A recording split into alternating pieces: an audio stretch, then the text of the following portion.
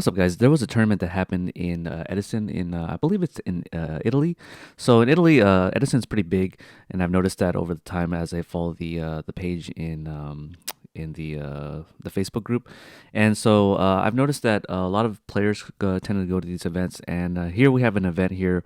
With 107 players, and the title of the video, if you guys want to know, was talking about a new tech that Frog has been playing or is playing currently. Here we have a list that Roundneck pretty much put into the meta, which is the Plant Frog deck. Has a really good, I believe, a good mirror match. And when I say mirror, I mean the Frog mirror match.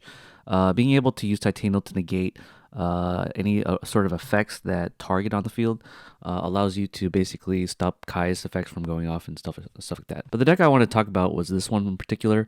It got top 8. A player by the name of Andrea Caruso was able to top 8 with this particular build, but instantaneously when I saw this list, I was immediately baffled as to what this card was. So the card here is called the Armc Hunter. This is a card that says, after damage calculation, if this card battles an effect monster, negate the effects of that monster, including in the graveyard. So the key thing to note here about this card here is that it activates after the damage calculation. So this means that if the monster has a flip effect, it will not negate the flip effect because the flip effect resolves on subset 6.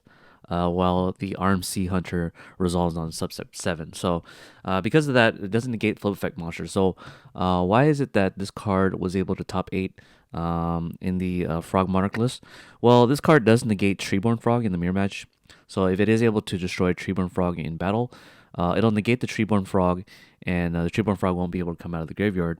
It also negates Vayu Turbo. It also negates Vayu as well, and it also negates cards like Dandelion. But the issue I see with playing a card like this is that it is often going to be like if you're confined to a series of normal summons, and the normal summons that you have are Caius, this card, or Ryza. 9 times out of 10, you're not going to summon the Armc Hunter. You're going to be summoning the Ryza or the Caius. Because Caius and Ryza do exactly the same thing that this card does, except this card can be normal summoned without attributing. So that's the only upside to this ability. But oftentimes, if you're trying to negate a flip effect monster or something that like is face down, you want to do the most amount of damage, you're always going to summon the Monarch, assuming that you have a tribute fodder. So the Monarchs in the Frog Monarch deck often do require a tribute fodder. So I guess in games 2 and 3, when players are using cards to side deck against Frog Monarchs, such as Master Restrict, Pulling the Rug, Armc Hunter actually circumvents that because when you summon this card, it walks under Pulling the Rug, and it walks under Master Restrict. So even though this card is in the main deck, I can see this card having utility in games 2 and 3, where people are side decking cards to stop the Monarchs from coming down. So I can see this card being useful in that regard. Other cards I can think of that are this card can negate is also Sangan as well, because it is after damage calculation when Sangan activates.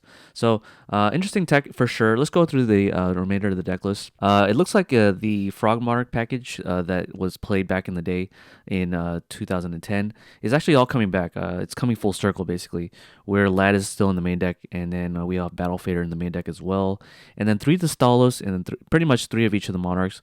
The old style of using your normal summon is back with the Frog Monarch deck. I'm not sure entirely why. And the funny thing to note here is that none of the list in the top 8 played the Hero Frog list. So it seems to me that Hero Frogs either wasn't played in this tournament, or the players here thought that the traditional Frogs of the list have just been doing more results as opposed to the Frog Hero list. We're gonna go down the list even more. We see a quick draw list that top 8 as well. So it looks like quick draw is seeing sort of more of a resurgence as of late. I was always kind of assuming that quick draw has fallen off the map because we haven't been seeing that very much. But this particular quick draw list does have a Thestalos in the main deck, so it's also kind of nice to see. Having the Consecrated Light in the side deck for the Blackwing matchup, I often find it to be a little bit controversial because If you do have Consecrated Light in your deck, and you play against Blackwing, which is the card you're going to be siding this for, then they're going to side Deck Devastation Virus to pretty much hit all your quick draw stuff. So most Blackwing players will side Deck Devastation Virus against this deck. So if you see the Consecrated Light, it'll get hit by Deck Devastation Virus. But the idea is that hopefully you go first, or you even see this card before your opponent sees Deck Devastation Virus, and then you summon this monster, and then you hope that they don't have a Sirocco they can just set with the Consecrated Light, and then they'll activate Deck Devastation Virus to destroy it face up on the field. I just don't find Consecrated Light to be a very useful side deck, especially when you're playing a deck that gets hurt by DDV. So other than that, we see a Diva Zombie deck in the top 8. We see a Lightsworn deck and many Blackwing decks. So this is a Blackwing deck. We have another Blackwing deck, and we have a Lightsworn deck. But no Frog Heroes at all. So very astonishing to me that there is no variations that we see in the American meta, where we see a lot of Frog Hero players play Miracle Fusion in their Frog list. With 10FD playing all the traps in their Frog decks, we don't even see any like in this, for example, we only see one trap in here that sides into a trap lineup. So I guess that's kind of the influence of that. But for the most part, we don't see the Frog Hero deck in this particular meta. Maybe they just, I would assume that people are playing it in the 107. Out of the 107 players, there's got to be a breakdown of this somewhere. But yeah, shout out to the GOAT community Italia, if you guys see it on the bottom here, for giving us the deck list here. But this is going to be an Edison tournament, and I've noticed that it's very strange how the meta keeps changing every single time with the new discovery of new decks and stuff like that. So really cool to see. And yeah, I just wanted to talk about the armored Armc Hunter as a tech for frogs. I honestly don't see it's going to be used predominantly over the current variations of frogs.